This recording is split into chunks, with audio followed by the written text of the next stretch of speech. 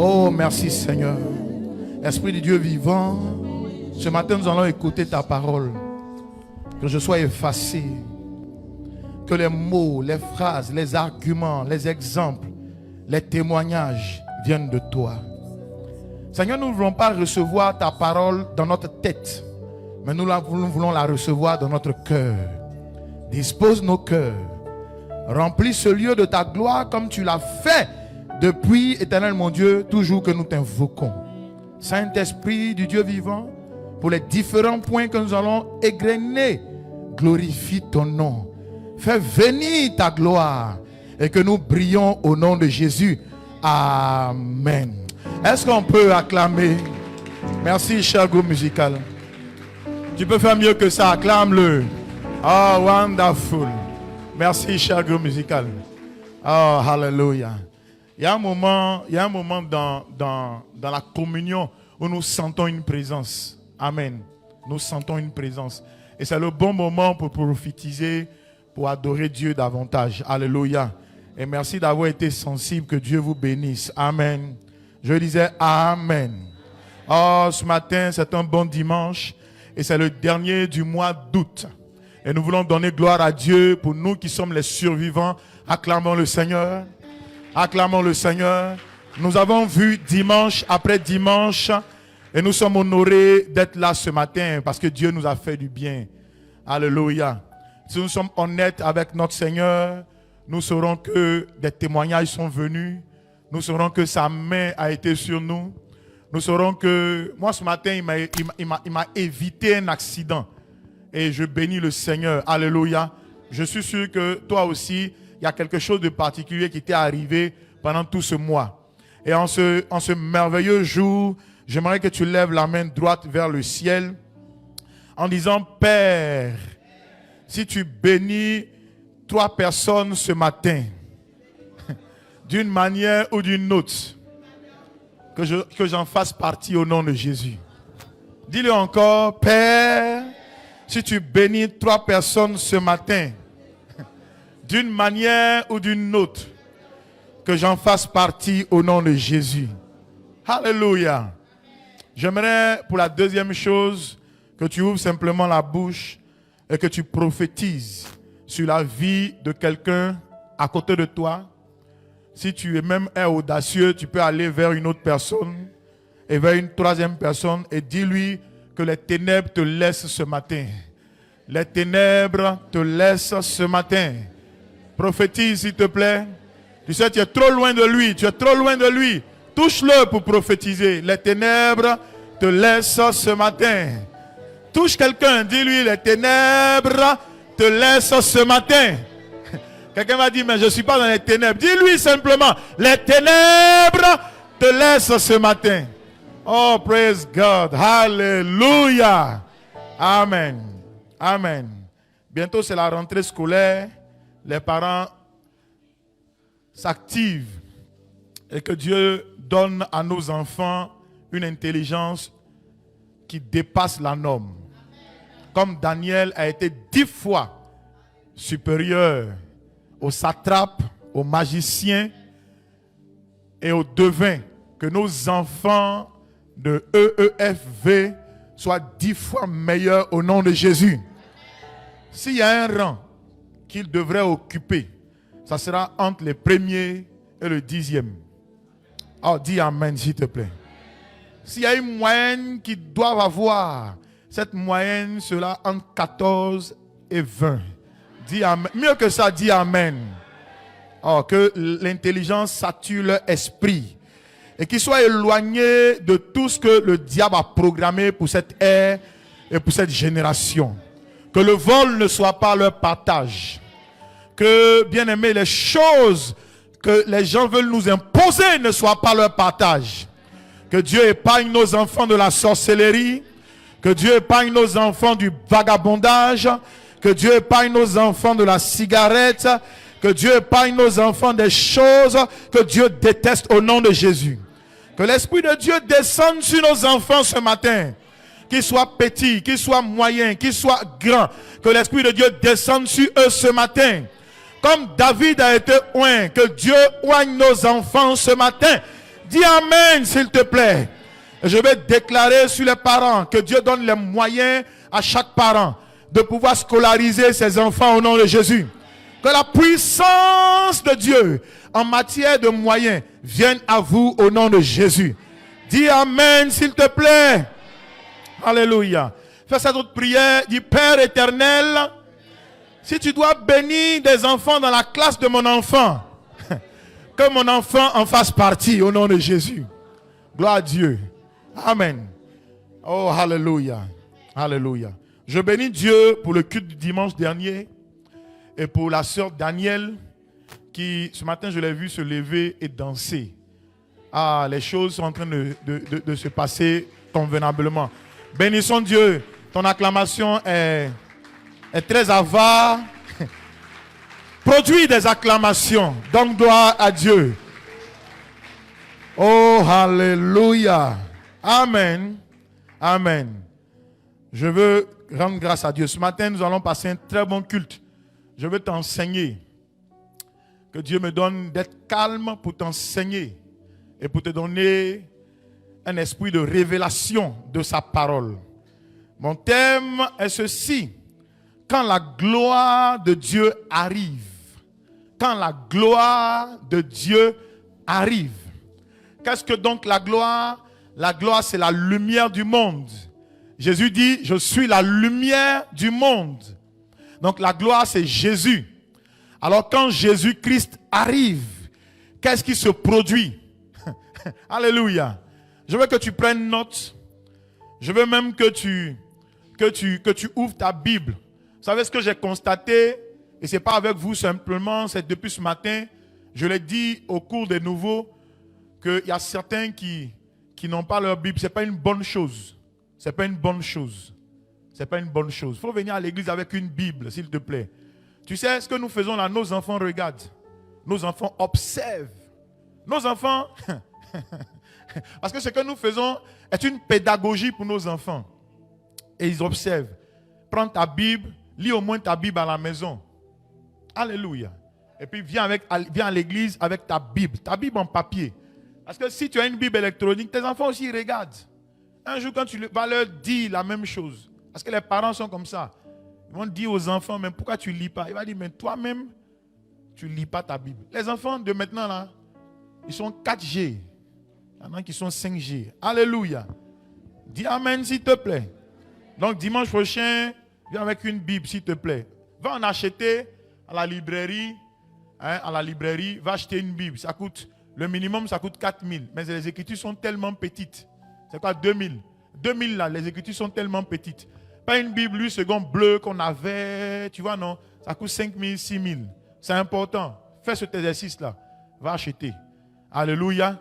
Et puis maintenant, si tu veux une grosse écriture, tu vas débourser un peu plus au-delà de 10 000 francs.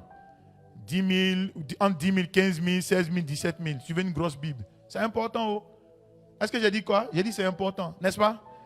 Et donc ce matin, nous parlons de quand la gloire arrive.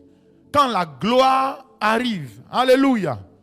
Lisons Jean chapitre 9, à partir du verset 1, et nous serons jusqu'au verset 7. Jean le chapitre 9, à partir du verset 1 jusqu'au verset 7. Et puis on peut le lire. Moi je vais lire le verset 1. Vous allez lire le verset 2, 3. Mais quand je vais vous donner le top. Jésus vit en passant un homme aveugle de naissance. Vous savez, cet homme-là est né avec des problèmes. Cet homme est né avec des problèmes. Ça veut dire qu'il est venu dans le monde avec des problèmes. Et les problèmes ont commencé pas à sa naissance, mais avant même qu'il ne soit né. Peut-être que les problèmes ont commencé déjà dans le ventre de sa mère. Il est venu au monde aveugle. Lisez le verset 2.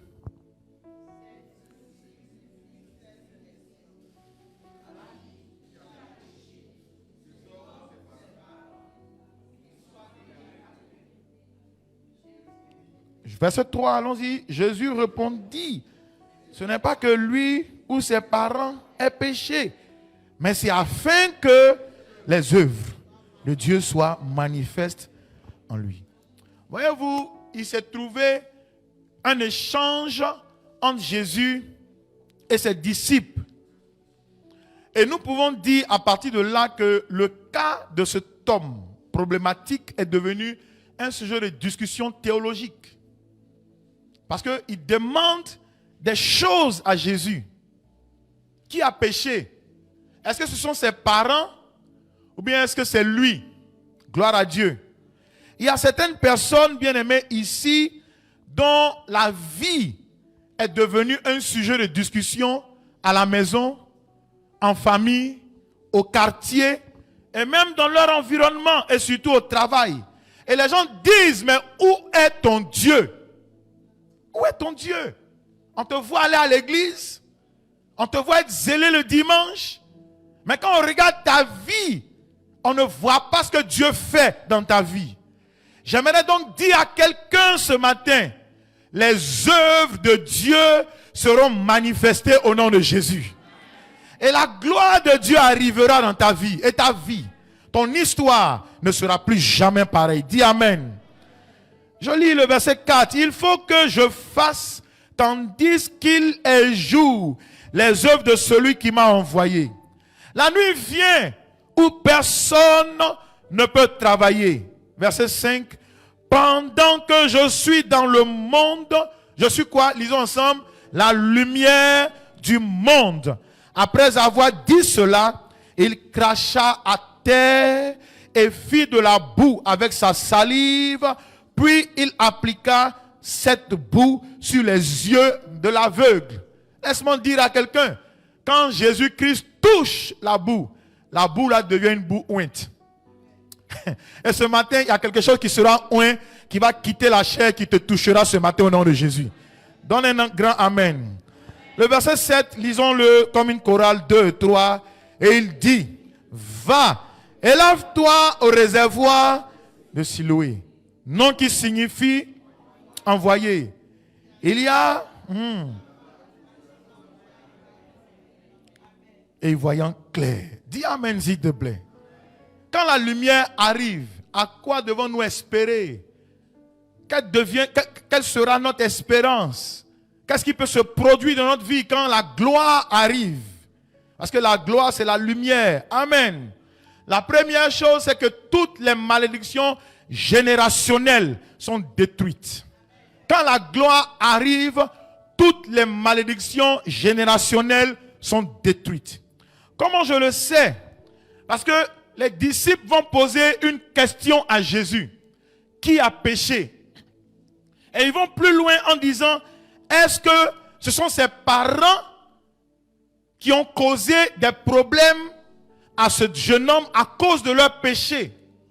Est-ce que c'est le péché de son papa ou bien le péché de sa maman qui a fait qu'il est né aveugle? Alléluia. Parce qu'en réalité, et selon la pensée générale, c'est que quand le père pêche, les enfants peuvent partager les répercussions. Et la Bible nous dit dans 2 Rois, le chapitre 5, verset 20 à 27. 2 Rois, le chapitre 5, verset 20 à 27. C'est l'histoire de Naaman, général d'armée, qui a voyagé, allé vers Élisée, le prophète, pour qu'il soit guéri de la lèpre. Et alors que le général a reçu les consignes, il est rentré dans l'eau, il en est ressorti sain et sauf, guéri de la lèpre, il n'y avait aucune trace de la lèpre. Il a voulu donner des présents à Élisée. Et Élisée a refusé de prendre ce qui venait de la main du général. Parce qu'il estimait que ce n'était pas encore le temps. Les présents là, c'était l'or, l'argent, les vêtements, et la nourriture et beaucoup d'autres choses. Mais quand le général est reparti, Géasi, son serviteur, a poursuivi le général. Il est allé derrière le général. Et il a récupéré l'or, l'argent et tout ce que le général avait comme cadeau. Et en revenant, il les a cachés quelque part. Et son maître Élisée lui demande, mais d'où viens-tu? Il dit nulle part. Élisée lui dit, quand tu étais de l'autre côté chez Naaman, mon esprit était là-bas avec toi. Alléluia. Et le verset 27, il va maudire Géasi. Mais la malédiction que Élisée va prononcer sur Géasi n'a pas que touché Géasi. Elle a touché sa sémence de façon éternelle. Regarde ce qu'il dit au verset 27. La lèpre de Naaman s'attachera à toi et à ta postérité pour toujours. Et Géasi sortit de la présence d'Élisée avec une lèpre comme la neige. Donc quand le père de la première génération a péché, ensuite les enfants, la sémence qui est sortie de Géasi a subi les répercussions. Amen.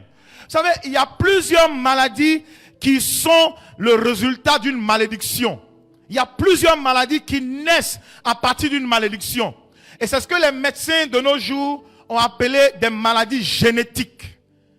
Les maladies qui sont liées aux gènes. Des problèmes génétiques. Ils disent que cela vient des gènes de nos parents. Et on appelle ça des maladies héréditaires. Dis amen s'il te plaît.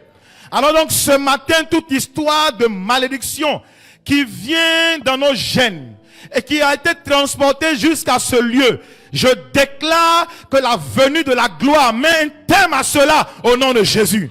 Je dis la venue de la gloire met un terme à cela au nom de Jésus. Dis-moi amen s'il te plaît. Quel que soit où tu te trouves, si ton sang a été affecté, contaminé par les liens avec ton père ou ta mère, je mets un terme à toute maladie héréditaire, génétique, au nom de Jésus. Tu ne trouveras plus ces symptômes en toi, au nom de Jésus. Est-ce que je parle à quelqu'un ce matin? Ces symptômes sont effacés de ton sang, de ton système, au nom de Jésus. Dis-moi amen. Et dans 2 Corinthiens 5, le verset 17, la Bible dit, si quelqu'un est en Christ, il est une nouvelle créature. Les choses anciennes sont passées. Voici, toutes choses sont devenues comment? Nouvelles. Ça veut dire quoi? Quand quelqu'un naît réellement d'eau et d'esprit, quand quelqu'un donne sa vie réellement à Jésus, il change de famille. Il change de famille. Il change de famille. Dieu le Père devient son papa. Alléluia. Et vous et moi, nous avons changé de famille. Et dans cette famille, ma Bible dit dans Jean chapitre 1, le verset 12. Jean chapitre 1, le verset 12. Il dit, mais à tous ceux qui l'ont reçu, et à ceux qui croient en son nom, elle a donné le pouvoir de devenir enfants de qui? De Dieu. Nous ne sommes pas nés du sang, mais nous sommes nés de l'esprit. Alléluia. Nous appartenons à la famille divine. Et dans cette famille, point de maladie. Dans cette famille, point de malédiction. Dans cette famille, point d'outrage. Dans cette famille, point de répercussion. Dans cette famille, Dieu est mon Père. Dans cette famille, Dieu est le Saint-Esprit. Dans cette famille, j'ai la vie. Dans cette famille, il n'y a pas de mort prématurée. Dans cette famille, il n'y a pas de problème génétique. Oh, est-ce que je parle à quelqu'un ce matin? Dans cette famille, il n'y a pas de trace de maladie. Il n'y a pas de trace de maladie des os. Il n'y a pas de trace de maladie de sang. Il n'y a pas de trace de maladie, bien aimé, héréditaire. Parce que Dieu n'est pas malade, je ne suis pas malade. Donne un grand amen. Ce matin, je vais te déclarer. Tout problème qui a des traces dans votre famille biologique et qui vous a suivi jusqu'à ce jour, ce matin, je déclare que cela prend fin au nom de Jésus. Ton amen m'embête sérieusement. Je déclare que cela prend fin au nom de Jésus. Je déclare que cela prend fin au nom de Jésus. On ne dira plus c'est la maladie de mon père et maintenant c'est ma maladie. On ne dira plus c'est la maladie de ma famille. Nous dans notre famille à un certain âge on marche le dos courbé. Je te redresse au nom de Jésus. Je dis je te redresse au nom de Jésus. On ne dira plus ce sont les céphalées de mon père. Mais bien aimé, cela disparaît à cause du sang de Jésus-Christ de Nazareth. Ils disent qui a péché? Est-ce que ce sont ses parents qui ont péché? Vous allez voir que Jésus est resté silencieux. Jésus il reste silencieux. Et Jésus me dit de dire à quelqu'un, si tu acceptais réellement Jésus-Christ, il n'y aura plus de traces dans ta vie. Romains 8, verset 1 dit, il n'y a plus de condamnation pour ceux qui sont en Jésus. Est-ce que je parle à quelqu'un ce matin? La deuxième question de ces hommes-là, c'est quand ils ont touché les parents, maintenant ils touchent l'homme. Les disciples disent, est-ce que c'est lui-même qui a péché? On dit qu'il est né aveugle, mais il pose quand même la question, est-ce que c'est lui-même qui a péché? Moi je me pose la question s'il a péché dans le ventre de sa mère. À quel moment il a péché? On dit qu'il est né aveugle. Et eux ils disent, est-ce que c'est lui-même qui a péché? Donc si on peut toucher des choses générationnelles qui mettent fin lorsque la gloire arrive, c'est que bien aimé, le péché personnel peut s'arrêter aussi lorsque la gloire arrive. Laisse-moi te parler un peu du péché personnel qui cause beaucoup de problèmes dans la vie de plusieurs. La Bible dit dans Ézéchiel 18, le verset 20. Ézéchiel chapitre 18, le verset 20. Il dit, l'âme qui pêche, c'est elle qui mourra. Il dit, l'âme qui pêche, c'est cette âme-là qui mourra. L'homme est constitué d'esprit, d'âme et corps. Écoute-moi, à un moment donné, si ce n'est pas le péché générationnel qui te cause des problèmes, c'est ton propre péché qui te causera des problèmes. Je le reprends. Si on est d'accord que le péché générationnel, nous en sommes délivrés, parce que nous appartenons à une famille divine, c'est nos propres fautes, nos propres péchés qui nous causeront des problèmes. Parce que la Bible dit l'âme qui pêche. Écoute-moi, excuse-moi pasteur. Si pasteur Rodrigue pêche, ce n'est pas ses enfants qui vont subir, c'est lui-même qui mourra. Si les enfants pêchent, eux-mêmes, ils subiront les conséquences. Est-ce que je parle à quelqu'un ce matin? Vous savez, il existe plusieurs agents de mort. La maladie peut être un agent de mort. Il y a aussi des problèmes qui peuvent précipiter des hommes à la mort. Alléluia. Mais un jour, il y avait un problème qui a failli précipiter un homme à la mort. Parce qu'il avait longtemps duré dans cette maladie. Et nous sommes en Marc 2, le verset 1 à 12. Vous y êtes avec moi, Marc 2, le verset 1 à 12. Il y a un monsieur qui était paralysé de la tête aux pieds. Tout son corps était paralysé. Mais Dieu merci, il avait 4 amis. 4 amis qui l'ont transporté. 4 amis qui l'ont porté. Et ils voulaient rentrer par la porte. La porte était fermée à cause du monde. Et ils sont allés sur la toiture. Et ils ont fait descendre leurs malades, leurs amis malades, paralysés, bien aimés par la toiture. Et il est descendu au pied de Jésus. Quand vous observez cette scène, tout le monde sait que cet homme-là est venu pour la guérison. C'est vrai mais c'est faux. Tout le monde sait. Parce qu'un homme qui fait tant d'efforts avec ses amis pour descendre là où Jésus est, il est venu pour quoi? Pour la guérison. Mais la chose que Jésus-Christ dit, Jésus-Christ va à la source. Jésus-Christ touche au problème. Jésus-Christ veut nous emmener à comprendre quelque chose. Il dit à cet homme, pas que tu es guéri. Il lui dit, tes péchés te sont pardonnés. Donc ça veut dire que c'est ton péché là qui t'a emmené dans cette paralysie. Jésus est en train de nous dire que c'est parce que tu as péché que des problèmes ont commencé à venir dans ta vie. Est-ce que je parle à quelqu'un? Mais je vais plus loin. Quand vous observez cet homme qui était malade depuis 38 ans au bord de la piscine, couché au bord de la piscine. Et Jésus-Christ vient et le libère de la maladie. Et il est guéri. La Bible dit que plus tard, Jésus-Christ le retrouve dans le temple. Et dans le temple, il était certainement en train de prier. Quand Jésus-Christ le voit, la première chose que Jésus-Christ lui dit, il dit, ne pêche plus. De peur qu'il t'arrive quelque chose de pire. Il dit, ne pêche plus. De peur qu'il t'arrive quelque chose de pire. Ça veut dire que le péché peut entraîner des problèmes pires. pire que les premiers. Est-ce que je parle à quelqu'un? Ça veut dire que le péché est désastreux pour la vie d'une personne, pour la santé d'une personne. Écoutez-moi, chers frères, ceux d'entre nous qui s'amusent avec le péché, vous êtes en train de creuser votre propre tombe. Je vais le reprendre. Ceux d'entre nous qui s'amusent avec le péché, vous êtes en train de constituer une montagne de problèmes dans votre vie. Ceux d'entre nous qui viennent, qui entendent la parole de Dieu et qui tout de suite après le culte font ce qu'elles ont envie de faire, vous êtes en train de bien aimer investir dans des problèmes dans votre vie. Parce que c'est l'âme qui pêche qui mourra. Est-ce que quelqu'un me dit amen? Vos péchés personnels peuvent vous emmener dans des problèmes sérieux. Vos fautes personnelles peuvent vous emmener dans des problèmes sérieux. Et à cette époque, un homme qu'on appelle la lumière, selon mon test de départ, est arrivé en ce lieu. Il n'a pas regardé au péché générationnel. Il n'a pas regardé au péché personnel. Mais il est venu et il lui a dit que toutes ces choses-là sont effacées. Parce qu'il lui dit, tes péchés te sont pardonnés. Alléluia. Et puis il lui dit, va, lave-toi. Ce matin, j'aimerais dire à quelqu'un de faire attention à sa vie. De faire attention à sa vie. Est-ce que je parle à quelqu'un?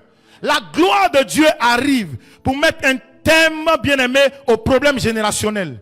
Pour mettre un thème au péché personnel. Bien-aimé, pour que tu sois vu comme une lumière. La gloire de Dieu arrive vers toi. Dis amen, s'il te plaît. Je dis amen, s'il te plaît.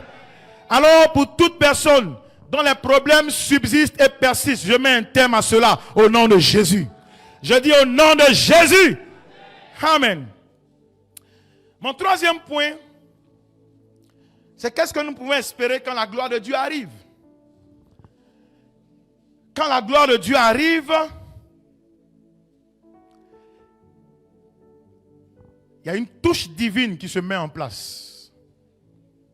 Quand la gloire de Dieu arrive, il y a une touche divine qui se met en place. Alléluia. Jésus a touché l'homme. Il a craché sur la boue. Et il a touché l'homme. Il a appliqué le crachat de la boue sur les yeux de l'homme. Et Dieu m'a emmené à comprendre que Jésus-Christ, pourquoi il fait ça? Parce que si c'était à notre époque, frères et sœurs, nous allions parler, nous allons convoquer cet homme-là à la police, au commissariat, parce qu'il se fout de nous. Mais en réalité, Jésus-Christ est la gloire. Et quand il arrive, c'est pour apporter une touche divine à la vie d'une personne. Et ce matin, alors que je me tiens ici, je déclare qu'il y a une nouvelle touche divine qui arrive vers toi au nom de Jésus. Dis amen, s'il te plaît. Non seulement les péchés générationnels sont effacés, les problèmes génétiques sont effacés, les péchés personnels sont effacés. Maintenant, il y a une touche divine qui vient de la tête à tes pieds au nom de Jésus. Pourquoi Jésus le fait? Jésus voulait corriger une situation. Et Jésus-Christ va prendre l'élément qui a permis de créer l'homme pour corriger une situation qui perdurait dans sa vie. Je reprends. Jésus-Christ prend son crachat, il crache, il malaxe la boue. Et pourquoi? Parce qu'il veut corriger une situation anormale dans la vie de l'homme. Mais en réalité, nous sommes constitués de poussière. N'est-ce pas? Donc il va se servir de l'élément qui a permis à nous créer pour pouvoir corriger une situation dans la vie de cet homme. Et c'est cette situation, bien aimée, cette touche qui vient à toi ce matin au nom de Jésus. Dans Matthieu 8, le verset 1 à 3, je vais lire Matthieu 8, le verset 1 à 3. La Bible dit, lorsque Jésus fut descendu de la montagne, une grande foule le suivit. Au verset 2, et voici un lépreux s'étant approché, se prosterna devant lui et dit, Seigneur, si tu le veux, si tu peux me rendre pur, si tu le veux, tu peux me rendre pur, tu peux me rendre pur. Et la Bible dit, Jésus étendit la main et dit, je le veux, sois pur. Aussitôt, il fut purifié de sa lèpre. Jésus-Christ a eu compassion de ce lépreux et il a touché. Et bien aimé, ce lépreux est devenu pur. Et tu es la prochaine personne qui te touche ce matin. Et ce matin, il y a une main qui vient te toucher. Qui vient toucher ton cœur. Qui vient toucher tes entrailles. Qui vient toucher ton oesophage. Qui vient toucher tes yeux. Qui vient toucher tes oreilles. Qui vient toucher tes pieds. Il y a une main invisible auprès de toi. Manifestée par les anges. Qui viennent te toucher au nom de Jésus. Qui viennent enlever les céphalées de ta tête. Qui viennent enlever les douleurs dans tes pieds, qui viennent faire disparaître les crampes au nom de Jésus. Il y a une main invisible qui réorganise les choses sur toi. Dis amen s'il te plaît. Donne un amen s'il te plaît. Donc quand la gloire de Dieu arrive, les problèmes générationnels sont effacés. Quand la gloire de Dieu arrive, les péchés personnels sont effacés. Quand la gloire de Dieu arrive, bien aimé, il y a une touche divine. Ce matin, je déclare qu'il y a une touche divine qui vient jusqu'à toi au nom de Jésus. Et la quatrième chose, quand la gloire de Dieu arrive, c'est que les ténèbres disparaissent. C'est que les ténèbres disparaissent. Quand la gloire de Dieu arrive, les ténèbres disparaissent. Je vais le reprendre. Quand la lumière arrive, les ténèbres disparaissent. Toute ténèbre dans ta famille, dans ton foyer, dans ton mariage, disparaît. Parce que la lumière apparaît au nom de Jésus. Quand la gloire de Dieu arrive, les ténèbres disparaissent. J'ordonne à ces ténèbres de disparaître. J'ordonne à ces ténèbres de disparaître. De disparaître. J'ordonne à ces ténèbres de disparaître au nom de Jésus. Dis amen s'il te plaît.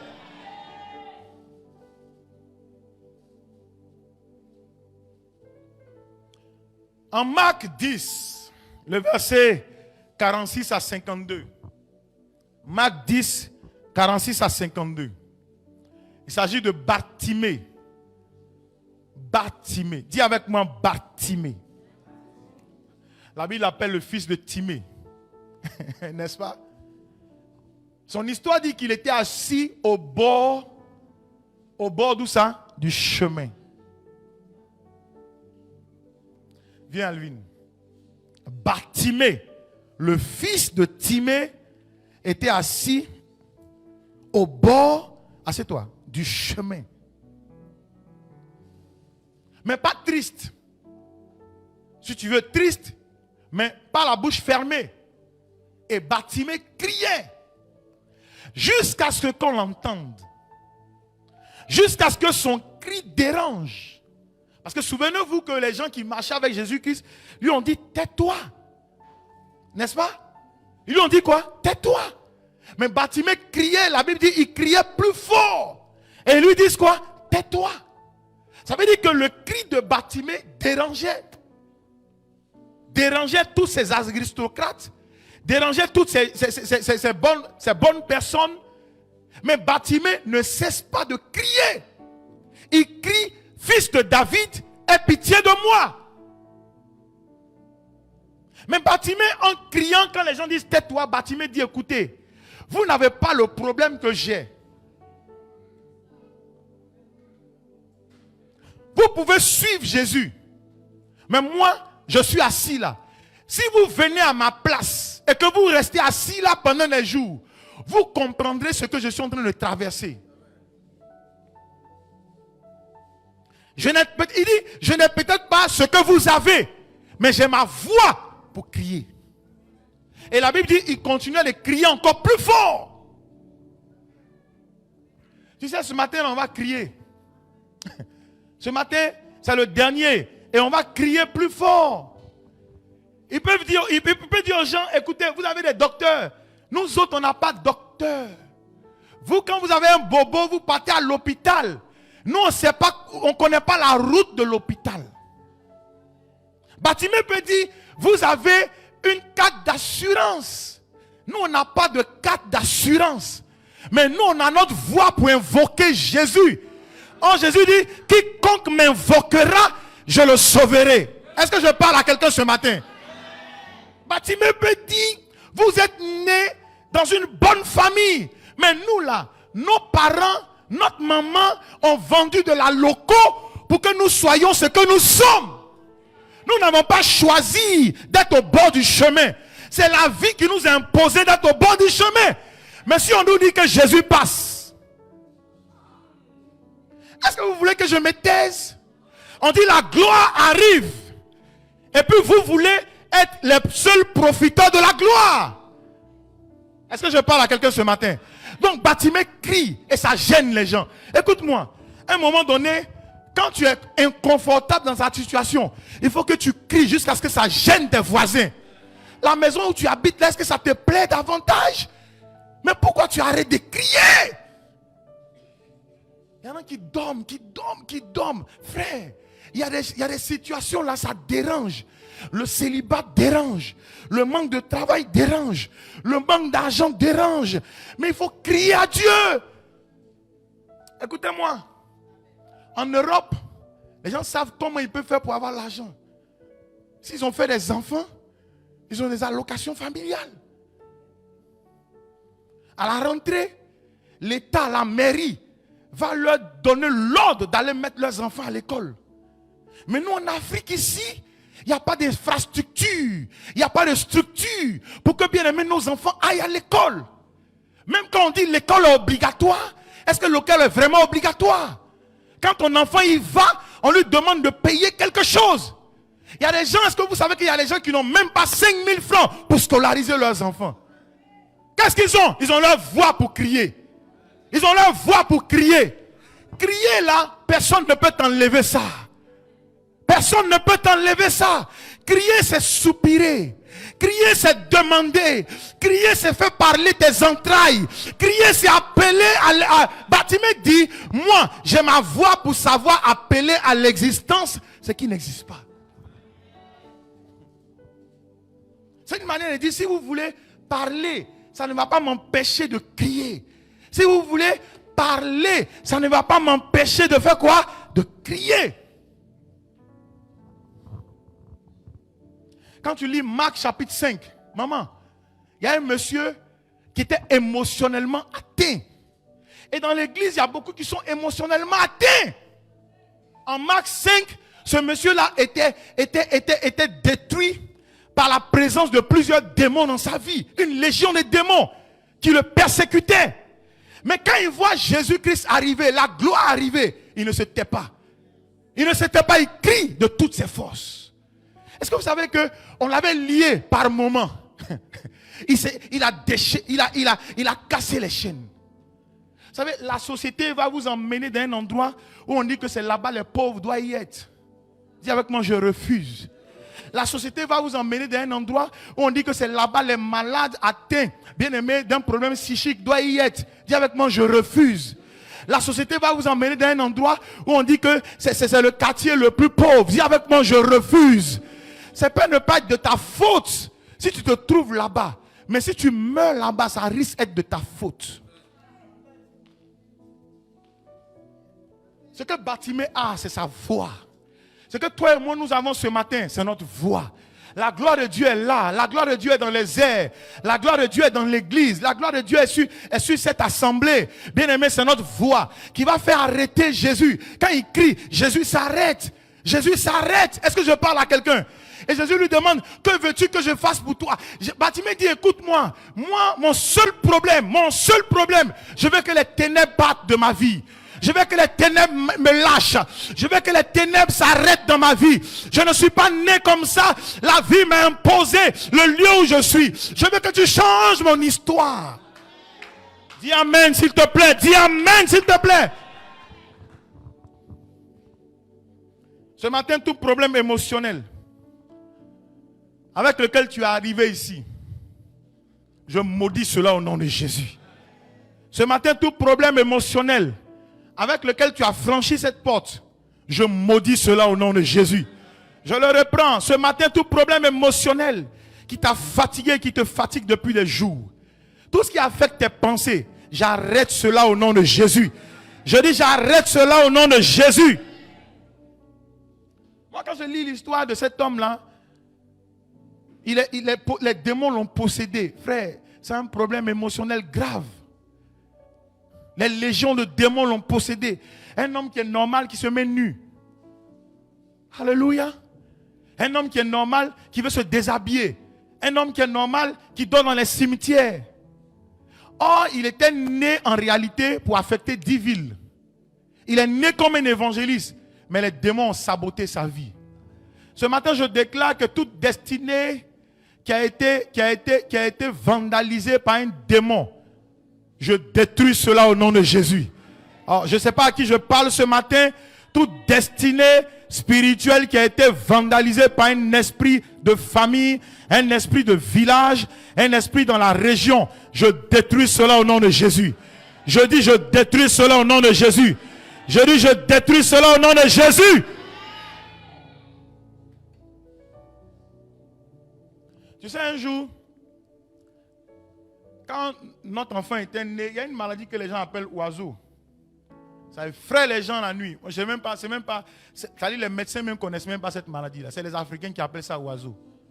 Je ne sais pas si tu sais ça. Sinon, si tu vas à l'hôpital, tu dis mon enfant a oiseau, ils vont te dire c'est quoi. C'est-à-dire, nous les Africains, c'est comme un peu, tu es là, on dit non, tu as plaie de ventre. C'est quelle maladie on appelle plaie de ventre? C'est quelle maladie?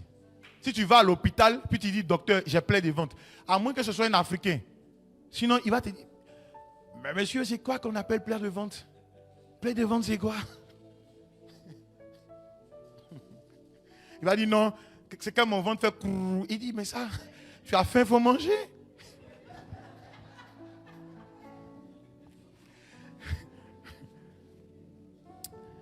Excusez-moi de le dire. Moi, je taquine les femmes à la maison chez nous. Toutes les femmes baoulées ont plaie de ventre. Toutes les femmes baoulées. Bon, je ne parle pas de toi si tu es baoulé. Mais toutes elles ont, elles ont des plaies de ventre. On dit plaies de ventre. Donc l'enfant, il avait, c'est-à-dire quand il dort à une certaine heure de la nuit, il s'effraie lui seul. Et puis il fait ses doigts comme ça, ses yeux sont fermés. Il faisait ça, il fait ça, il fait ça, il fait ça. Un jour, on a lié ça. Jusqu'à aujourd'hui, ça s'est arrêté. Et l'enfant, il a 15 ans.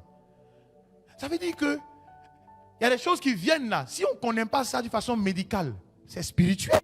Il faut attaquer ça à la racine. Pas rester là, il y a une vieille femme qui avait te dit non, elle t'a dit que c'est ta... Frère, il faut attaquer ça à la racine. Tout problème avec lequel tu es venu ce matin, j'attaque ça à la racine. Je mets un thème à cela au nom de Jésus. Est-ce que je parle à quelqu'un? Je dis, je mets un thème à cela au nom de Jésus. Cet homme-là, il était né. Alvin, l'homme dans Marc 5, il est né comme un évangéliste. Mais le diable l'a criblé de démons et il est en train de dormir dans un cimetière. Et il y a beaucoup de jeunes qui sont nés avec de grandes destinées. Il n'y a pas seulement des jeunes, il y a des parents qui sont nés avec de grandes destinées. Il n'y a pas seulement tout homme sur la terre est né avec un mandat divin sur sa vie. Mais le diable, à un moment donné, à cause du lieu d'atterrissage, nous façonne l'esprit, nous bloque l'esprit, change notre manière de voir, change notre mentalité. C'est nous, on est là-haut. C'est nous, on est là-haut. On est né pauvre, on va rester pauvre. Nous, on n'a rien haut. Vous, allez-y haut. Frère, il faut que ça change. Il faut que ça change. La gloire de Dieu arrive ce matin pour briser toute infection du diable au nom de Jésus. Toute paralysie du diable sur ta destinée au nom de Jésus. Ce matin, tout verrou qu'on a mis sur ta vie, je le prends comme point de contact et je déclare que les verrous sont brisés. Les portails des reins sont brisés. Ta destinée est relâchée au nom de Jésus. Donne-moi un amen s'il te plaît. Ta destinée est relâchée. Ta destinée est relâchée. Le diable, c'est un menteur. Il va te faire croire que, frère, tu ne peux pas dépasser une limite. Parce qu'émotionnellement, il t'atteint. Si un homme est atteint émotionnellement, il n'y a plus rien. N'est-ce pas? Il n'y a plus rien. Écoute-moi. 5 fausses couches ne veut pas dire que tu ne peux pas faire d'enfant. Est-ce que tu me suis ce matin? Ce matin, par la prière et par la force des choses, j'enlève tout béton, tout ce qui emmène une femme à avoir une fausse couche, au nom de Jésus-Christ de Nazareth. Tu parles à ta place. Gloire à Dieu. Si vous suivez avec moi, la première chose, je dis quand la gloire de Dieu arrive, La malédiction générationnelle est détruite. Les péchés personnels sont effacés. Ensuite, qu'est-ce que j'ai dit? Il y a une touche divine qui arrive. Et ensuite, qu'est-ce que j'ai dit? Les ténèbres disparaissent au nom de Jésus. Et la quatrième chose, quand la gloire de Dieu arrive, la cinquième chose, le progrès devient facile. Quand la gloire de Dieu arrive, le progrès devient facile. Quand la gloire de Dieu arrive, le progrès devient aisé. Et toute personne qui avait vu ses pas ralentir, je déclare qu'à cause de la présence de la gloire de Dieu, il y a une accélération que tu connaîtras.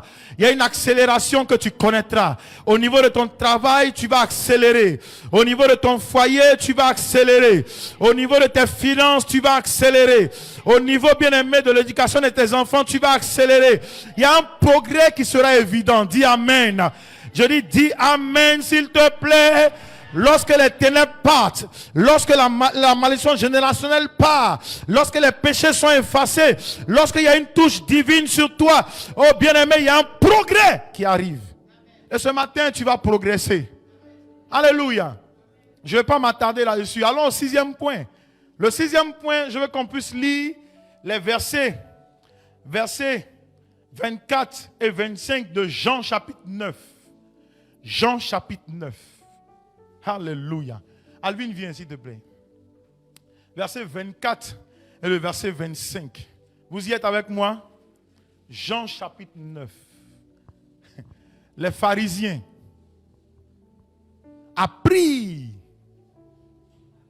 appelaient une seconde fois l'homme. Donne-moi le verset 23. Je vais apprécier quelque chose. Il dit, c'est pourquoi ses parents disent, il a l'âge. Donne-moi le verset 22.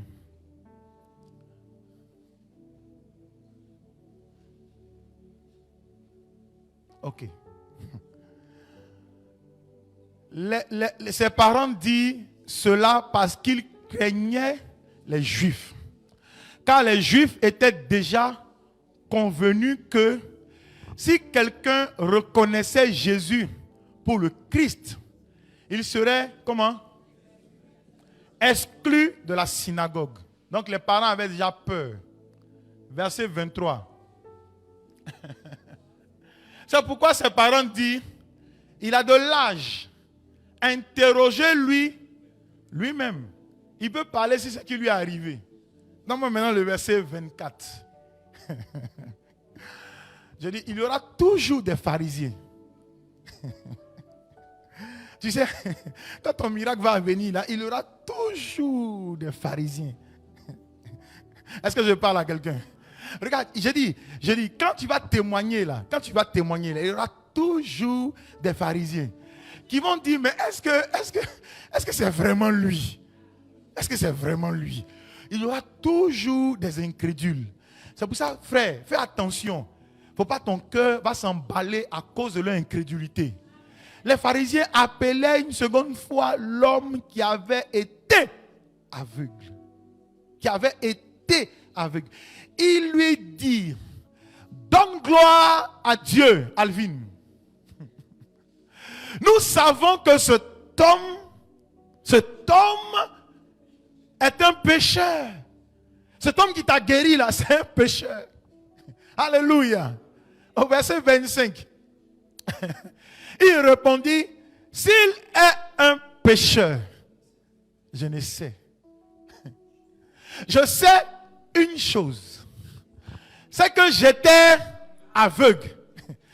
Et que maintenant, je vois. C'est-à-dire, moi j'ai un problème. On dit, dans votre société, là, il y a un monsieur qui est né aveugle. Il est dans les ténèbres. Souvent, on va appeler son petit ami Nguessan. Pour que Nguessan l'aide. Nguessan dit, viens pas. Souvent, on va appeler son autre ami Rigobertson. Rigobertson dit, je viens pas. Et le monsieur, il est assis à la maison. Ses parents sont obligés de faire main et pieds pour l'envoyer au bord du chemin. Maintenant, sur la route là-bas, là, il a été guéri. Le voilà qui se pavane à gauche et à droite. Il fait ce qu'il n'avait pas l'habitude de faire. Vous avez vu ça il y a longtemps. Vous dites que celui qui l'a guéri là, c'est un pécheur. Mais pire encore, vous dites que faut donner gloire à Dieu. Parce que nous, on ne croit même pas que toi-même tu étais aveugle. Tu vois, les gens sont méchants. Les gens sont méchants. C'est-à-dire, on t'a vu dans la pauvreté. Et puis maintenant, on dit, on ne croit même pas que... On ne croit pas en ça. Tu as mimé. Tu vois comment ça peut faire mal? Ses parents disent, il a l'âge de répondre. Et puis lui, maintenant, il va chanter un nouveau cantique. Dans toute la ville, il chante un nouveau cantique. Quand la gloire de Dieu vient, ton cantique ne va pas s'arrêter dans ta bouche. Tu vas dire, c'est que je sais. S'il est un pécheur, je ne sais pas. Mais je sais une chose, c'est que j'étais aveugle et que maintenant je vois. C'est-à-dire qu'on va te demander, toi c'est le chant là qui sera sur tes lèvres. Je sais une chose, c'est que j'étais pauvre et maintenant je suis riche. Je sais une chose, c'est que je suis né d'une famille pauvre et maintenant Dieu a changé mon histoire. Je sais une chose, c'est que mon ventre était stérile et maintenant je peux enfanter. Il dit, ce que je sais, c'est que j'étais aveugle. Ça c'est un chant. Ça c'est un chant. Le cantique ne va pas s'arrêter dans ta bouche.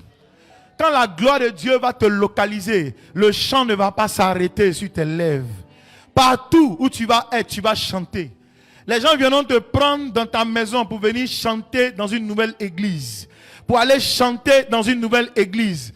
Ceux qui discutent sur toi, laisse-les discuter de toi. Laisse-les parler de toi. Laisse-les dire des sujets théologiques à ton endroit. Je sais une chose, c'est que j'étais aveugle et que maintenant je vois. Je sais une chose, c'est que j'étais infirme et que maintenant je marche. Écoute-moi, quand quelqu'un est malade, très peu de personnes lui rendront visite.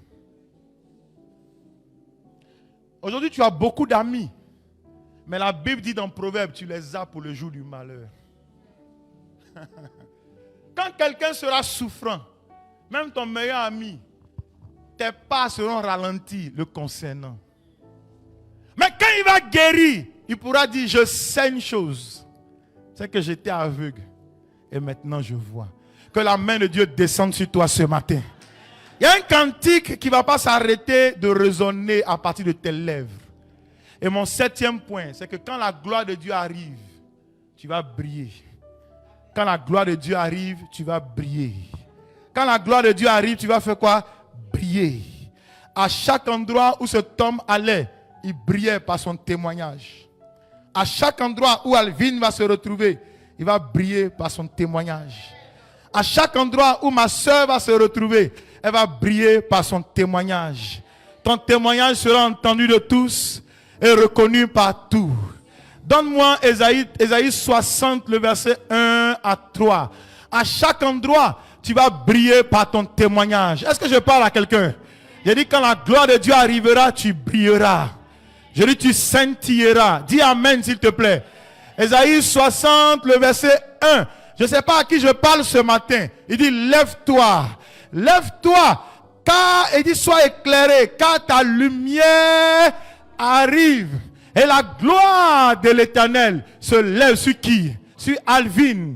Sur maman Agbabou. Sur qui encore? Sur Jean. Alléluia. Sur Kanga. La gloire de l'Éternel se lève.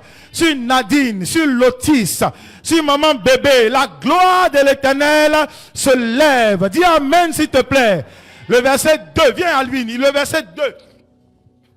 Il dit, voici les ténèbres couvrent, lisons, la terre, les ténèbres couvrent ton quartier, les ténèbres ont couvert ta famille, les ténèbres ont couvert, bien aimé, la maison de ton papa, les ténèbres couvrent la terre. Il dit, et l'obscurité, les peuples, mais sur qui? Sur moi Alvin, sur moi Jordano, sur moi maman Jike. Il dit sur moi l'Éternel se lève, sur moi sa gloire apparaît. Sa gloire apparaît. Quand sa gloire va venir, tu vas briller. Regarde la suite, c'est dangereux, c'est extraordinaire. Le verset 3, lisons 2, 3. Il dit des nations marcheront, les nations marcheront à la lumière et des rois à la clarté de tes rayons. Alléluia. Alvin, tu vas rayonner et des nations marcheront après toi. Est-ce que je parle à quelqu'un? Écoute-moi, ne t'occupe pas de ceux qui sont derrière. Toi, regarde celui qui te dit de marcher. Parce que si tu regardes derrière, tu mettras la main à la charrue et tu vas regarder derrière. La Bible dit tu n'es pas digne du royaume. C'est devant qu'on s'en va. Ne regarde plus derrière. Alvin, allons-y. Il dit des nations marcheront à ta lumière et des rois à la clarté de tes rayons. S'il s'arrête, est-ce que les gens vont marcher derrière lui? Non. La Bible nous a donné le top. Commence à marcher doucement.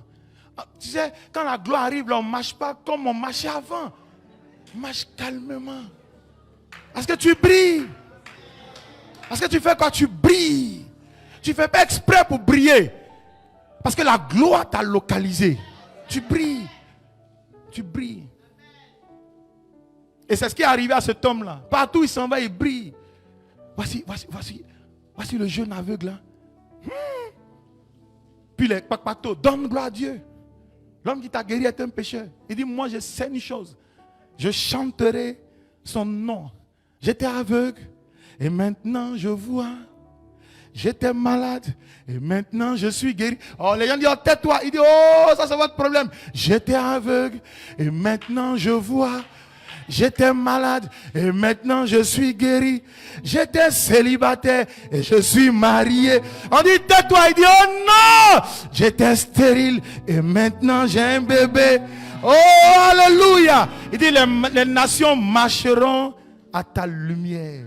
Regarde le verset 4, c'est encore plus puissant. Le verset 4, il dit porte tes yeux aux alentours. Regarde aux alentours de toi. Regarde autour de toi. Tourne-toi et puis regarde autour de toi. Il dit, regarde, tous, ils s'assemblent. Ils viennent vers qui? Vers Alvin, vers toi, vers toi. Ils s'assemblent et puis viennent vers toi à Oran. Alléluia. Il dit, viens vers toi. Il dit, tes fils arrivent de loin. Ça veut dire que Dieu va te donner des connexions au-delà des frontières. Tes fils arrivent de loin. Tes fils, Lotis, arrivent. Tu sais, le fait d'avoir pris des enfants, de les mettre dans un pays étranger et d'avoir étudié, ce sont tes enfants. Ce sont tes enfants. Même si c'est les parents qui ont payé, c'est toi qui as donné la connexion. Ce sont tes enfants. La Bible dit, ils viendront de loin. Et les filles sont, il dit, sont portées sur les bras. Regarde ce qu'ils apportent. Regarde le verset 5, ce qu'ils apportent. Oh, alléluia. Il dit, toi, tu tressailleras. Ça dit que tu bondiras de joie. Tu seras dans la joie tous les jours. Alléluia. Il dit, alors, et tu te réjouiras. Et ton cœur bondira et se dilatera. Quand les richesses de la mer se tourneront vers toi. Quand les trésors des nations viendront à toi. Il y a un temps où, bien aimé, tu as sémé la compassion. Mais il y a un temps de moisson qui arrive. Il y a un temps où ceux que tu as connectés viendront vers toi. Il y a un retour sur investissement. Quand la gloire arrive, il y a quelque chose qui arrive. Regarde le verset 6. C'est fort, non? Les nations vont marcher à ta suite. Lisons ensemble. Il dit, tu seras... Ça c'est de qui il s'agit? C'est de moi, c'est de toi. Il dit, tu seras couvert. Pasteur Rodrigue, tu seras couvert d'une foule de chameaux. Oh, les chameaux ne viennent pas seuls. Est-ce que tu me suis? Les chameaux viennent toujours chargés. Ils viennent toujours chargés. Il dit, tu seras couvert d'une foule de chameaux. Je vois, bien aimé, que ceux qui avaient pleuré hier, qui avaient fait du bien, puis il semble qu'on les a oubliés, Dieu est en train de les récompenser. Parce que la gloire de Dieu arrive. Il dit ensuite, de dromadaires, de Madian et de Pha, ils viendront tous de Séba. Ils porteront de quoi? Ils porteront quoi? Ils porteront quoi? De l'or. Alléluia. Si ce n'était pas bon, Dieu n'allait pas le mentionner. Alléluia. Si ce n'était pas bon, Dieu n'allait pas le mentionner. Donc tu passes à une dimension de pauvre, à une dimension d'or. Il dit, ils porteront de l'or et des encens. Ça, c'est un parfum de bonne odeur. Et publieront les louanges de l'Éternel. Voici ce que Dieu a fait pour Alvin. Voici ce qu'Alvin est devenu. Voici ce que cet homme est devenu. Voici ce que cette maman est devenue. Voici ce que ce papa est devenu. Voici ce que ce pasteur est devenu. Dis amen s'il te plaît. La gloire arrive vers toi ce matin. Je dis la gloire arrive vers toi ce matin. Je dis la gloire arrive vers toi ce matin. Lorsque la lumière arrive, la malédiction générationnelle on met un terme à la malédiction générationnelle. Et ce matin, je déclare, toute malédiction générationnelle prend fin au nom de Jésus. Lorsque la lumière arrive, la malédiction personnelle est arrêtée au nom de Jésus. Et Dieu vous donne une opportunité d'avoir une touche divine. Reçois la touche divine au nom de Jésus. Et les ténèbres vous laissent. Ce matin, je déclare à toute ténèbre sur ton lieu de travail, à toute ténèbre sur ton lieu de vente, à toute ténèbre dans ton immeuble, à toute ténèbre dans ton bâtiment, dans ton environnement, te laisse au nom de Jésus. Je déclare au progrès de venir. Je déclare au progrès de venir. Dis amen s'il te plaît. Et je déclare que tu chanteras un nouveau cantique. Dis amen s'il te plaît. Et tu vas briller, tu vas briller, tu vas briller, tu vas briller. Dis amen s'il te plaît. Que Dieu nous bénisse ce matin. Ce matin, nous allons prier fortement. Acclamons le Seigneur. Nous allons prier fortement. Tu vas te tenir debout sur tes deux jambes. Tu vas battre les mains pendant qu'on prie. Tu vas dire, Seigneur, que ta lumière vienne dans ma vie. Que ta gloire vienne dans ma vie. Seigneur, que ta gloire vienne dans ma vie. Lèvons la main droite, dis Père. Oh, mieux que ça. Dis Père. Mieux que ça, s'il te plaît. Dis Père. Fais venir ta gloire dans ma vie. Fais venir ta gloire dans ma vie. Battons les mains maintenant au nom de Jésus-Christ de Nazareth. Père, fais venir ta gloire dans ma vie. Oh yes, Malekete Rebosha. Crions à Dieu.